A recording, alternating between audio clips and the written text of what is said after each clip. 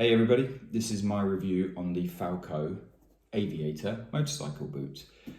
So what can I tell you about these? This is not going to be a technical review. If you want the full details on the boot, the construction and everything else, you'll find that in other videos online. This is more a personal experience with the boot. I've now owned this for 6 months. This replaced my outgoing Rev'it Rodeo Boot. They're very similar to look at. So it's a distressed brown boot. So this looks probably a little cleaner on the lines. It's a brown boot. It distresses over time. You've got the whole front for your gear shift pedal, and you've got this extra little bit of stitching down here on the side. Nice little panel there.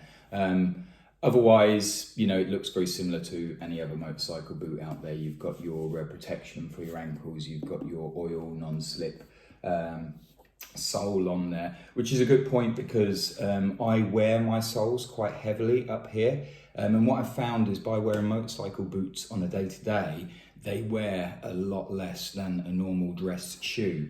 Now these Falcos, they have worn a little bit worse, well actually a lot worse than my rodeo, my Rev'it Rodeos. My Rodeos took about a year to get to this point. These have taken 6 months. Price point, these are about £150, same as the Rev'it line as well. But these have something the Rev'its don't, which are these quick in and out zips, one on each side. Basically you pull them down and you are straight into the boot, and you can see here the waterproofing gusset, and when you zip them up, these flaps fold, giving you a seal. So let's dive into what I thought of the boot. So getting the boot, fits nicely, it's quite comfortable. It took about 3 weeks to fully break in, so that's where it's like really nice and comfortable. But for the first 3 weeks it's fine. Performance on the bike is fine, but the height is a little bit lower than the Rodeo, so I found my jeans a little bit over the top and air coming in around here, so it was a little bit lower there. But on the plus side of that, if you like a lower normal shoe boot, this is more that style. What I'm going to do is pull up my Rodeos next to it. So you can see the Rodeos are older, they're now 1.5 years, but they're a bit more battered. But you can see on the height, if I put that there, it's just a little bit higher. So you see it's just a little bit higher at the back, just half an inch, which, you know, ladies say will make all the difference. But it does on the bike. So on the Rev'it, you can see it's got a little bit of the reflector on there. But if you look on the front of the boots, the Falco is a bit more stealthy than the Rev'it for being a motorcycle boot. You don't get that white chalkiness that you're getting on the Rodeo. But the most important thing is getting into the Rodeo takes a lot longer than getting into the Falco, because the Falco has the zips, the Rodeo does not. Also on the Rodeo though, it has a nice soft liner here at the top, and when you do seal it up, it doesn't rub your feet a bit, your legs a bit, whereas this is a bit harder here, and it did for a little bit, but your skin gets used to it. Or rather your second or third skin gets used to it. What I always do with my boots is I put a new insole in the bottom. So the Falco insole was quite comfortable stock, but I always rip them out and put my own in there and then let that break in and wear over time.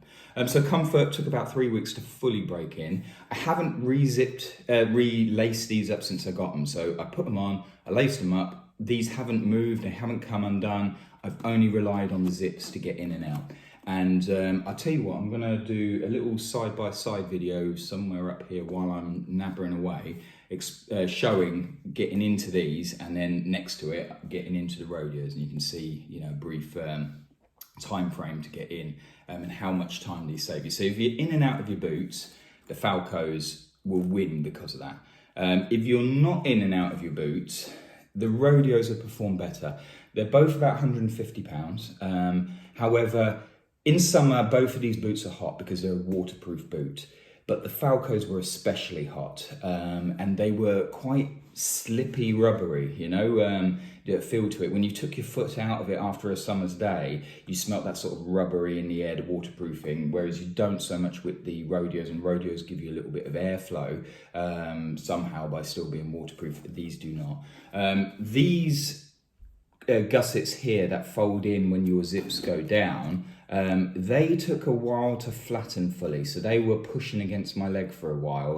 That took a couple of months for that to bed down and the leather to get really supple. The laces, this like kink here, if you can see it, you can see the laces are all kinked. That used to be very straight, so the leather again has gone a bit more supple. You know, which has made the zips, you know, you got to, you know, give them a little, straighten it up a bit to get in and out. So you can see here how the waterproofing line works. I mean, basically you've got, you know, your laces over the top and the rest of it's a boot. On the bike, the waterproofing absolutely fine, got caught in the downpour. They performed as you expect them to, no issues at all there. On the bike, they perform excellent, same as Rodeo says. On the bike, they're identical. There's nothing really to gripe about. The only thing is that height, just a jean coming over, but that's a personal preference. If you're wearing longer jeans, you know, down here it won't be an issue. Off the bike, I think these look better.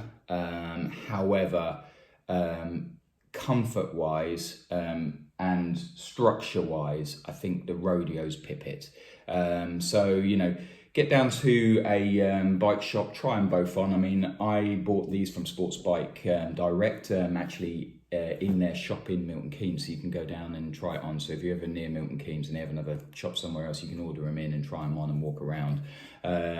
So yeah, I don't know if that's going to be too helpful for you. It's a good boot. There's nothing wrong with it. It's just that the Rodeo is the same money. It looks very similar and it's better.